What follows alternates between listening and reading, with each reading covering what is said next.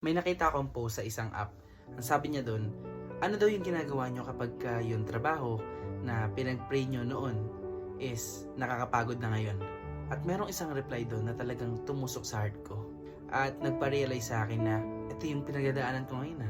Sabi niya doon, sometimes the prayer was answered, but the version of you that asked for it no longer exists. Makes sense, di ba?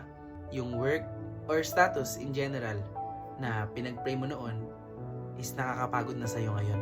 Maybe because you want something new or unti-unti ka na nagiging ungrateful nang hindi mo na mamalayan.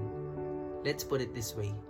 Yung work and status na pinag-pray mo noon na tinatamasa mo ngayon is the same work and status na hanggang ngayon pinag-pray pa rin ng ibang tao. Maybe it's time for you to reflect. Napapagod ka lang ba talaga? Or you're being ungrateful? Mapalad ka. Huwag mo kakalimutan yan.